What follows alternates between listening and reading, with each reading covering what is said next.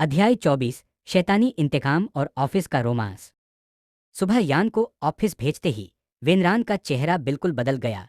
वो प्यारा पति नहीं, बल्कि वही पुराना बेरहम गु वेनरान था। वो जेल गया जहां उस साइको फैन को रखा गया था।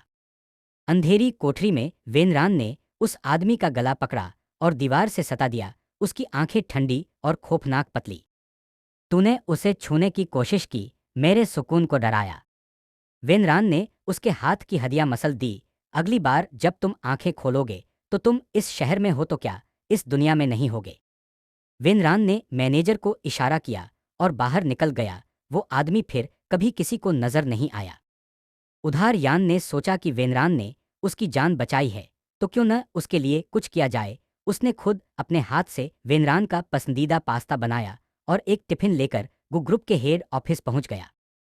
जैसे ही वाई 10 सुपरस्टार ऑफिस में दखल हुआ, सबकी सांसें रुक गईं। वहां की महिला कर्मचारी जो हमेशा वेनरान पर डोरे डालती थीं, वो यान को देखकर जलने लगी। ये लड़का कौन है, इतना खूबसूरत और सीईओ के केबिन में बिना इजाजत जा रहा है। अनहोन फसफ्यूसे। यान दरवाजा खोलकर अंदर गया। वेनरान वहां कुछ फाइलें देख रहा था। यान को देखकर वो हैरान रह गया। यान, मैं तुम्हारे लिए लंच लाया था। वेनरान की मुस्कान शैतानी हो गई। उसने यान को कमरे के अंदर खींचकर दरवाजा बंद कर दिया। वेनरान, दोपहर का भोजन, पर मुझे तो कुछ और ही खाने का मन हो रहा है। यान लाल होते हुए, टिफिन खोलने दो, बाहर सब देख रहे हैं। वेनरान ने डेस्क पर बिठा दिया और उसके बहुत करीब आ गया। वेनरान, देखने दो, सबको पता चलना चाहिए कि उनका बॉस सिर्फ तुम्हारा है। वेनरान ने यान के बालों से खेलते हुए उसके कान के पास धीरे से कहा, वाइप, आज तुम इस हरे रंग की शर्ट में तुम और ज्यादा क्यूट लग रहे हो।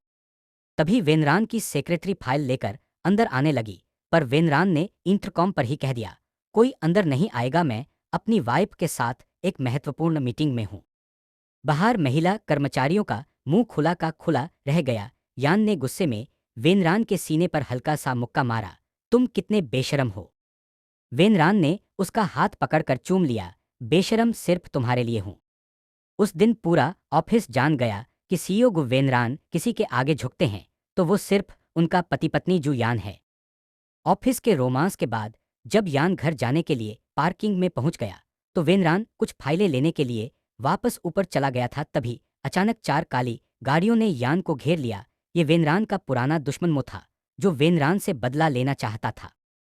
इसे पहले कि यान चिल्ला पाता, उसे किडनैप कर लिया। वेनरान जब बाहर आया तो वहां सिर्फ यान का गिरा हुआ फोन था। वेनरान की आंखें खून की तरह लाल हो गईं। उसने पूरे शहर की पुलिस और अपने सारे आदमियों को काम पर लगा दिया। अगर यान को एक खर्च भी आई तो ये शहर नहीं बचेगा। मो ने यान को एक पुरानी फैक्ट्री में बांधा हुआ था। जैसे ही मो ने यान पर हाथ उठाया, एक धमाका के साथ दरवाजा टूटा। वेनरान किसी राक्षस की तरह अंदर दखल हुआ, बिना किसी हथियार के। उसने अकेले 10 गूंडों को मौत के घाट उतार दिया। जंग के बीच मो ने यान पर गोली चलाई, पर वेनरान बीच में आ गया। गोली वेनरान के कांधे को चीर कर निकल गई, पर उसने पीछे मुड़कर नहीं देखा और मो का गला तब तक दबाया जब तक उसकी सांसें थम नहीं गईं। जख्मी वेनरान ने कांपते हाथों से यान की रस्सी खोली। यान रोते हुए उससे लिपट गया, तुमने अपनी जान खतरे में क्यों डाली, तुम पागल हो। वेनरान ने उसके माथे को चूमा, माथा चूमा और बेहोश होने से पहले बोला, तुम मेरी जान हो, तुम्हें कुछ नहीं होने दूंगा। 4 पहली शादी की रात घर से दूर। हॉस्पिटल से डिस्चार्ज होने के बाद वेनरान यान को घर नहीं, बल्कि अपने एक प्राइवेट आइलैंड रिजॉर्ट पर ले गया। वहां फूलों की महक और समुंदर की लहरों का सुकून था। रात को कमरे में सिर्फ मोमबत्तियां जल रही। पतली वेनरान का कंधा अभी भी पट्टी से बंधा था, पर उसकी आंखों में यान के लिए बेहिसाब प्यार था। यान, तुम्हें आराम करना चाहिए। वेनरान, वेनरान, तुम्हारा साथ ही मेरा असली आराम है। उसने यान का हाथ पकड़ा और उसे धीरे से अपना करीब खींचा। इस बार कोई जबरदस्ती नहीं था, कोई जुनून वाला डर नहीं था। वेनरान ने यान की आंखों में देखा और पूछा, क्या तुम मेरे बनना चाहते हो? यान, सिर्फ इसलिए नहीं कि हम शादीशुदा हैं, बल्कि इसलिए क्योंकि तुम मुझसे प्यार करते हो। यान ने धीरे से हाँ में सर हिलाया। अध्याय 26 शैतानी इश्क शादी की रात। एक जिस्म की इबादत पूजा। कमरे में सिर्फ भारी सांसों की आवाज थी। वेनरान ने यान को बिस्तर पर लिटाया। उसकी आंखों में एक ऐसी भूख थी जो सदियों से शांत नहीं हुई थी। उसने यान के कपड़े अलग कर दिए और उसके जिस्म को किसी पवित्र मंदिर की तरह पूजा शुरू की। वेनरान के होठ यान के माथे से होते हुए नीचे उतरे। उसने हर एक इंच को चूमा, आंखें, गाल, गर्दन। पर यह सिर्फ प्यार नहीं था, यह हक था। वेनरान ने यान के कान की लौ, ईयरलोब को अपने दांतों के बीच दबाया और हल्के से काटा। आह! यान के मुंह से एक सिसकी निकल गई। एक करंट सा उसकी रीढ़ की हड्डी में दौड़ गया। वेनरान वहां नहीं रुका। वो नीचे खिसका और यान की छाती पर, ठीक दिल के ऊपर, अपने दांतों से एक गहरा निशान बनाया। दर्द और मजा एक साथ मिलकर यान को पागल कर रहे थे। वेनरान ने यान के जोड़ों को धीरे से फैलाया। वो बहुत कोमल था, जैसे डर रहा हो कि कहीं यान टूट न जाए। उसने तैयारी की और धीरे धीरे यान के अंदर दखल हुआ। शुरुआत में वेनरान की स्पीड बहुत धीमी थी। वो यान को दर्द नहीं देना चाहता था, पर यान का सब्र टूट रहा था। उसके अंदर की आग उसे चैन नहीं लेने दे रही थी। यान ने वेनरान के बालों को मुट्ठी में भरा और हंसते हुए कहा, प्रोफेसर, मुझे कांच की गुड़िया मत समझो, मुझे तोड़ दो, मुझे यह जोर से चाहिए। ये सुनते ही वेनरान की आंखों में वो शैतान जाग उठा जिसे उसने दबा रखा था। तुमने मांगा है यान, अब रोने मत लगना, वेनरान ने घुर्राया। वेनरान ने यान की कमर को अपने मजबूत हाथों से जकड़ लिया। अब कोई नरमी नहीं थी। उसने जोर से धक्का दिया, सीधा हमें संवेदनशील स्थान पर हिट करते हुए, जो यान की कमजोरी थी। आह! वेनरान, यान का शरीर ठीक हो गया।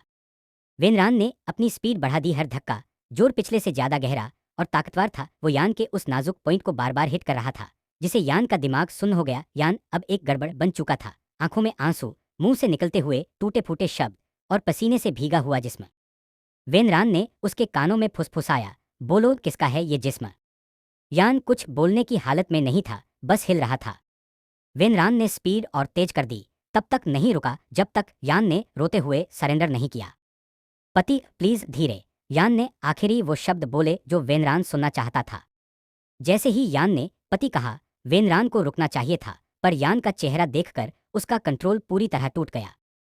यान की लाल आंखें, बिखरे बाल और लाल होठ, वो इतना खूबसूरत लग रहा था कि वेनरान खुद को रोक नहीं पाया।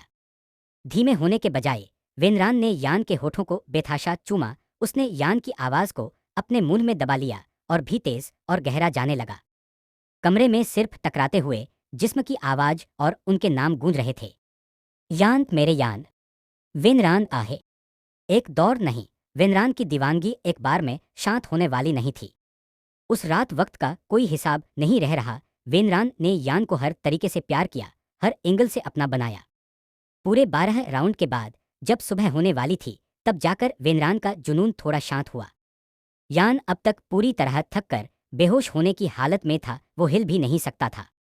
वेनरान ने बड़े प्यार से यान को साफ किया, कंबल में लपेटा और अपने सीने से लगा लिया। यान ने नींद में ही अपना सर वेनरान के गले में छुपा लिया। वेनरान ने उसके माथे को चूमा और मुस्कुराया। सोने जाओ मेरी जान, अब तुम हमेशा के लिए मेरे हो। अध्याय 27, ऑफिस रोमांस और सुखद अंत। एक रोजना की ग्रैंड एंट्री। 1 महीना बीत चुका था। वेनरान की कंपनी में आज माहौल बहुत गंभीर था। तभी लिफ्ट का दरवाजा खुला और सबकी सांसें रुक गईं। वहां रोजिना यान खड़ी थी। आज उसने हद कर दी थी। उसने एक सफेद क्रॉप टॉप और बहुत ही छोटी स्कर्ट पहनी थी जो उसकी लंबी गोरी टांगों, पैरों को दिखा रही थी। हाई हील्स की टिकटोक आवाज के साथ वो आगे बढ़ गया। रिसेप्शनिस्ट रोकने ही वाली थी कि यान ने अपना ब्लैक वीआईपी कार दिखाया दी। ये कार सिर्फ वेनरान के पास था। स्टाफ हैरान था कि इस लड़की के पास बॉस का पर्सनल कार कैसा है। किसी की हिम्मत नहीं हुई उसे रोकने की। 2 मुलाकात और जलन ईर्ष्या। वेनरान अपने केबिन में 2 विदेशी महिला ग्राहकों के साथ मीटिंग कर रहा था। वो दोनों वेनरान को प्रभावित करने की कोशिश कर रही थी। तभी दरवाजा बिना दस्तक किए खुला। यान अंदर आया और बिना किसी झिझक के सीधा वेनरान के पास गया। ग्राहकों को गुस्से से देखने लगी, पर यान ने उन्हें नजरअंदाज किया और मालिकाना हक स्वामित्व के साथ वेनरान की गोद में बैठ गया। वेनरन, मैं लंच लाया हूं, यान ने नखरे से कहा। विदेशी लड़कियां जलभुन गईं। वेनरान ने उन्हें देखा और ठंडे दिमाग से कहा, बैठक खत्म, कृपया चले जाएं, मेरी पत्नी यहाँ है। उन्हें वहां से जाना पड़ा। 3 लंच मैं करूंगा, गंदी बातें। जैसा ही दरवाजा बंद हुआ, वेनरान का चेहरा बदल गया। उसने यान की कमर पकड़ी और गुस्से से उसकी खुली हुई टांगों जांघों को पींच किया। आह वेनरान, यान उछल गया। तुम्हें शर्म नहीं आती ऐसे कपड़े पहनकर आने में? सब तुम्हें घूर रहे थे। वेनरैन की आवाज में जलन थी। मेरा मन कर रहा है तुम्हें यहीं गड़बड़ कर दूं ताकि सब जान लें कि ये रोजना किसकी है। यान ने मुस्कुराते हुए टिफिन बॉक्स आगे किया। गुस्सा छोड़ो, पहले लंच कर लीजिए। वेनरान ने टिफिन साइड में धक्का दिया और यान को टेबल पर रख दिया। भूख मुझे लगी है पर खाना टिफिन में नहीं है, वेनरान ने यान के कान में कहा। मैं तुम्हें खाऊंगा। 4 टेबल रोमांस और टाई। वेनरान ने यान को घुमाया ताकि यान की पीठ पीछे वेनरान की तरफ हो। यान अब टेबल पर झुका हुआ था। वेनरन यहाँ नहीं, यान ने विरोध किया पर उसकी आवाज में मजा था। वेनरान ने अपनी नेकटाई खोली और यान के दोनों हाथों को पकड़कर पीठ पीछे बांध दिया।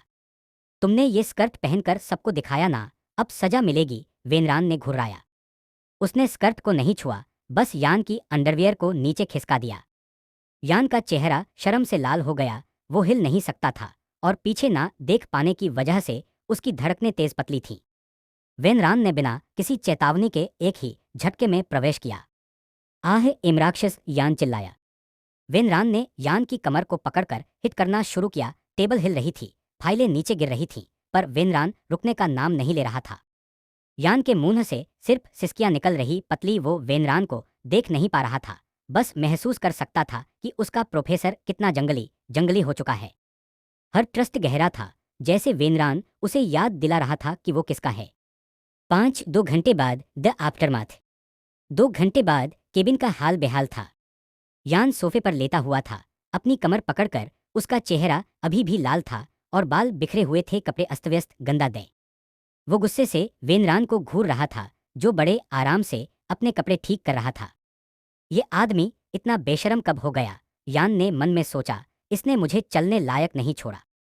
वेनरान पास आया, यान के माथे को चूमा और मुस्कुराया। दोपहर का भोजन बहुत स्वादिष्ट था। उपसंहार सुखद अंत। 3 साल बाद एक खूबसूरत बगीचे में यान अब सामान्य लड़के के रूप में घास पर बैठा था। उसके पास एक छोटा सा 2 साल का बच्चा खेल रहा था।